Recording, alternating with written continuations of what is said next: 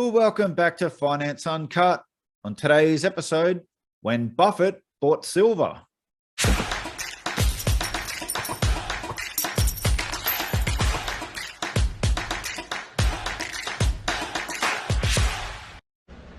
Good morning or afternoon, actually. My name is Matt Schwab. I'm from New York, Pound Ridge, New York. I actually had a question about the silver purchase last year. When you announced it, you said that you believed that supply and demand fundamentals would only be established at a higher price, reestablished at a higher price. I was just wondering if you could go into more detail about what some of those fundamentals are. I mean, we've read a lot about like battery technology and some other things. Yeah, we have no inside information about great new uses for silver or anything of the sort. But the situation, and you can get these figures, and they're not precise, but I think they're in general they're generally accurate. You can see from looking at the numbers that aggregate demand, primarily from photography, from industrial uses, and from ornamental jewelry type uses, is close, call it 800 million plus ounces a year. And there are 500 million or so ounces being produced of silver annually, although there will be more coming on in the next couple of years. There's more coming on right now. However, most of that silver is produced as a byproduct in the mining of gold or copper, lead, zinc, so that since it's a byproduct, it's not very responsive to price changes, because obviously if you've got a copper mine and you get a little silver out of it, you're much more interested in the price of copper than silver. So you have 500 million ounces or so of mine production, and you have 150 million ounces or so of reclaimed silver, a large part of which relates to the uses in photography. So there's been a gap in recent years of perhaps 150 million ounces, but none of these figures are precise, which has been filled by an inventory of bullion above ground, which may have been 1.2 billion or more ounces a few years back, but which has been depleted. And no one knows the exact figures on this, but there's no question that the bullion inventory has been depleted significantly, which means that the present price for silver does not produce an equilibrium between supply as measured by newly mined silver plus reclaimed silver and usage. And that eventually something will happen to change that picture. Now, it could be reduced usage, it could be increased supply, or it could be a change in price.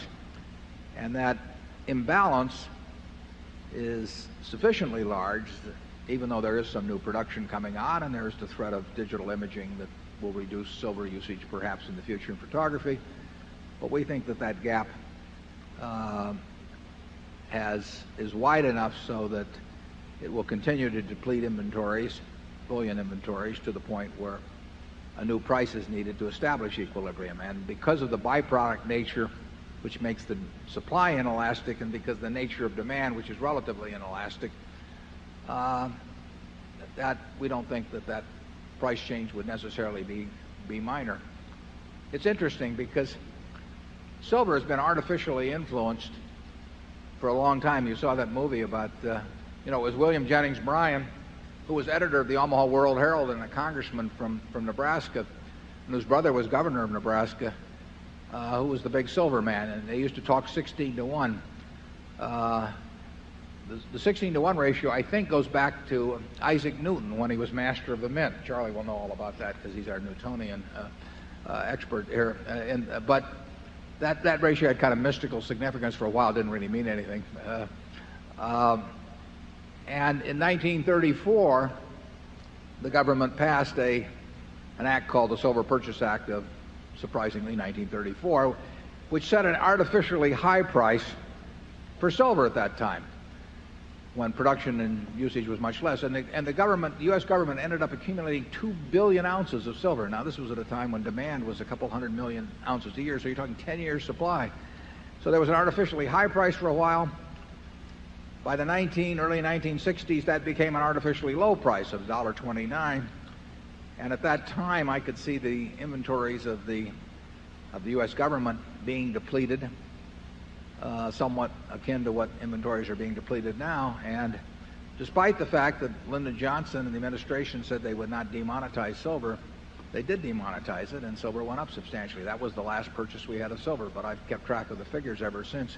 The Hunt brothers caused a great amount of silver to be converted into bullion form, including a lot of silver coins. So they again increased the supply in a very big way by their action in pushing the price way up to the point where people started melting it down. So you had these dislocations in silver over a 60-plus year period, which has caused the price to be affected by these huge inventory accumulations and reductions. And we think right now that, or we thought last summer when we started buying it, that at the price we bought it, that was not an equilibrium price, and that sooner or later, and we didn't think it was imminent, because we don't wait till things are imminent.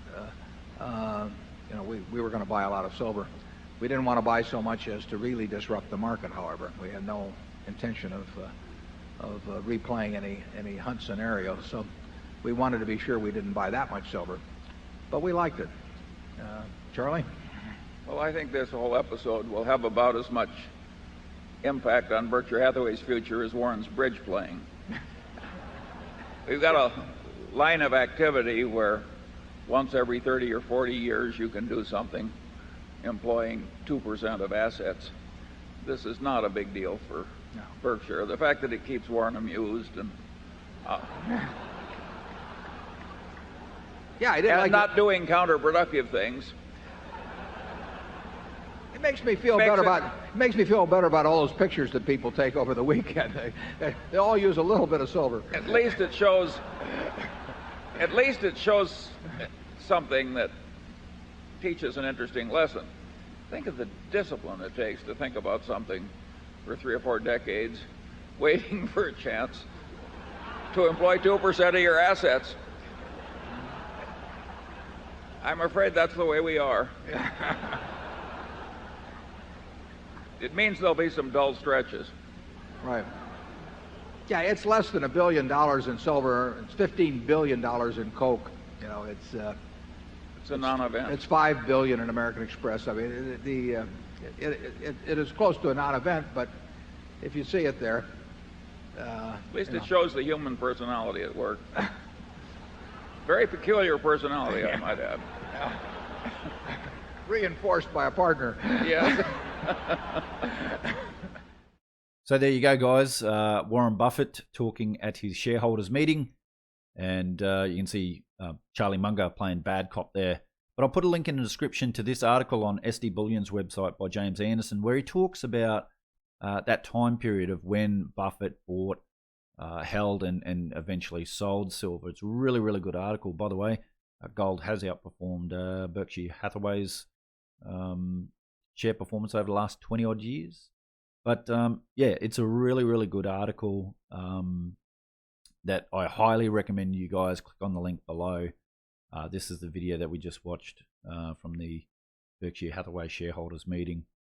But also about the profits that Buffett would have made with the silver lease rate spike. But anyway, I'll let you guys read this. But what I did want to share, and I wasn't really aware of this until I read this in 2019,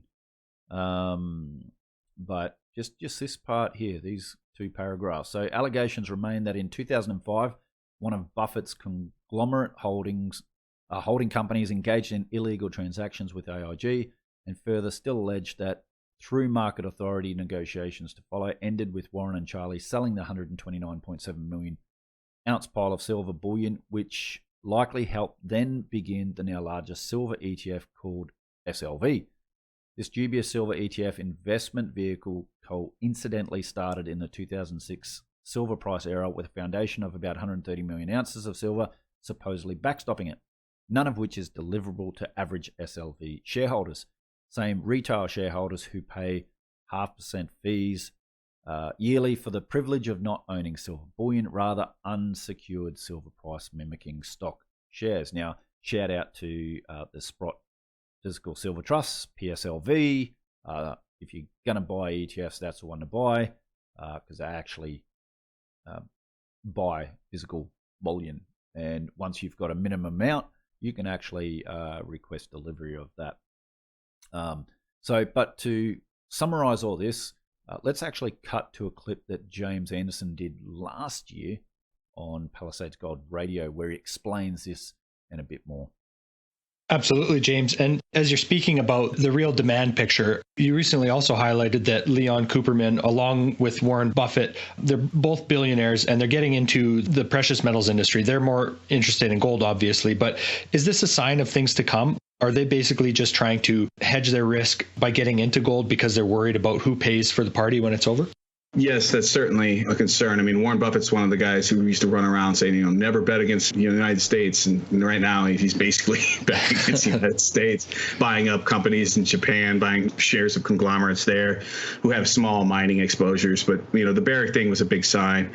Anyone who knows anything about Warren Buffett knows in the 90s, he went huge long in silver. I think Berkshire had 129.7 million ounces of silver in their fund. And that silver ultimately got sold in 2006 and was the beginning of the SLV ETF that we were just discussing. And so it's basically a fund. I mean, he had a size of silver in the physical hoard sense that was even larger than the Hunt brothers had. I mean, the Hunt brothers maybe got 100 million ounces in silver and bullion, and they had another 100 million ounces in derivative exposure. Well, Warren Buffett had 129.7, and now JP Morgan in their comics warehouse has over 180 million. So obviously we don't know how many clients or which is their account and which is the client account, and we don't know how much they have in London.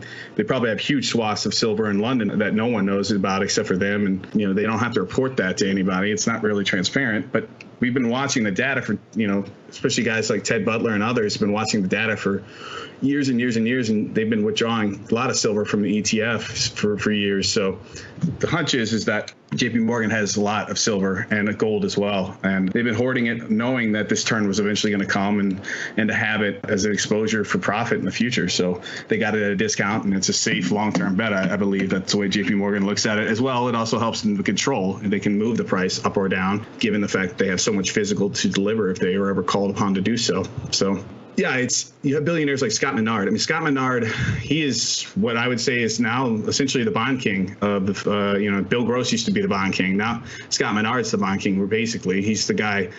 Bond traders are like the sharpest people in the entire financial game, basically. And when you hear that guy talk, I mean, he's a super silver bull. And when he talks about silver, he's been talking about silver on record for years, since 2011, 2012. Late in 2011, he was on Fox Business News saying, silver was at like spot 30s. It had just come off its 50 high in the spring, and it was early fall. It was at 33, 34. And he's saying, silver, if you look out 10, 20 years, he said silver has got the potential to go to $500 then. And he was explaining why. The guy literally sits now on the New York Federal Reserve's investment advisory board, right? So it's just like he's one of like a handful of people who are these billionaires who meet up, and it's a nice thing to be named whatever, the New York Fed. And he seems like an honest guy. Like the fact that he literally gets on TV and tells people, like in 2020, early before COVID even started, he got on Bloomberg when they were at the I forget the Geneva, Switzerland, one of those meetings, the Davos thing, and they asked him, and he said, they're like, "What's your bet for the year? What's the one that you're betting on? What's the one investment?" And he just said silver, which is a very strange thing, The announcer or the person who was talking to him, the interviewer, is like, "Well, silver, why not gold?" And I mean, it's simple. Obviously gold is going to be hitting its new nominal price high very soon, and silver is well off its old nominal price high. And so that's basically, he was betting on the value bet that silver would recapture its old nominal price high and probably blow beyond that. Because at the end of the interview, he asked him, well, do you think silver has the potential to go exponential like the other metals? And what he's saying is, do you think silver is going to go exponential like palladium's been going exponential? And he says, Scott Menard basically said, yeah, it's very high chance it will. And so for your billionaire to talk like that, pretty aggressive, especially pre-COVID. And it's obvious. I mean, any billionaire, I think, in their heart of hearts, they know they can't just go crazy silver bull or crazy gold bull and just be out there doing a Hunt brother job and ruining the system, right? So they can't be, the system that made them so wealthy. is exactly, I mean, that's the financialization is essentially what makes most of these people really, really wealthy in like disgustingly wealth terms. I mean, the leverage that they have in the financialization of this economy, and for them to turn around and double cross that would probably be, it wouldn't be a good thing politically for them to do. And they would probably end up having a lot of things happen to them that we would never know the truth about. It would be similar to the Hunt brothers. If you know the history of the Hunt brothers, they essentially got scapegoated, they dragged out into court and their names just turned to mud because they were easiest target in terms of trying to point at someone that was a speculator that almost trashed the dollar, when the truth of the matter is the dollar was getting trashed because of all the poor decisions we made after World War II. So, yeah, the idea that billionaires are not going to be coming into gold and silver, slowly but surely they will, and they'll probably start moving into miners, because miners is going to be the easier way without, making the spot price go lopsided. But I've been watching this. This happened for the last few years. We've seen massive whales come into the silver ETFs and withdraw silver out of the ETFs. So this has been happening and building for the last few years. It's not just simply post-COVID. We've seen a huge jump pretty much since 2016, basically roughly 2016, 2017, 2018, we've seen big chunks come out of investors, large investors come into the ETFs and put in big plays. It's only been in the last 6 months, it's gotten really obvious with hundreds of millions starting to move in terms of bullion. Yeah, so I've done a video about Scott Menard and his more recent predictions on gold and silver. So, and I'll put a link in the description below to the 2011 Fox business interview that he did, where he did say that in 20 years he does see silver being over $500 an ounce, and very extremely bullish on silver. Fast forward 10 years, in this video, he made a very similar claim where he thinks silver is actually going to outperform gold. So I'll put a link in the description. If you haven't yet watched this video, do so. So I'll put a link in the description to this video that I did also entitled Buffett Backs Gold and Silver Money. However, it wasn't Warren Buffett. It was his father, Howard Buffett. And so I'll put a link in the description below, and you can learn a little bit more about what Warren's father actually had to say about gold and silver being money. And with other billionaires like Stan Druckenmiller, Jeff Gundlach, Felix Zalouf, all saying that the US dollar is going to lose its reserve status by the end of this decade. I think Stan is 2035. By the end of this decade is pretty much Scott's prediction on silver. You've got Professor Richard Werner, Dr. Michael Burry. You just got so many people that are now saying that the fiat currency system, the debt-based system that we've had, is coming to an end. And they're all bullish gold and silver. But anyway, folks, I thought I'd take you down this little history lesson, this little trip down memory lane on Warren Buffett buying silver. We are seeing more institutions now buying silver. The Ontario Pension Fund buying gold, and the size of the silver market, as institutions do start pouring into silver, I expect a huge price explosion. But anyway, what do you guys think? Love to see your thoughts and opinions in the comments below. Don't forget, if you like this video, guys, please hit that like button. Give us that thumbs up. Really do appreciate it. And if you haven't subscribed, do so. Hit that notification bell. Anyway, guys, take care. And I'll see you again on another episode of Finance Uncut.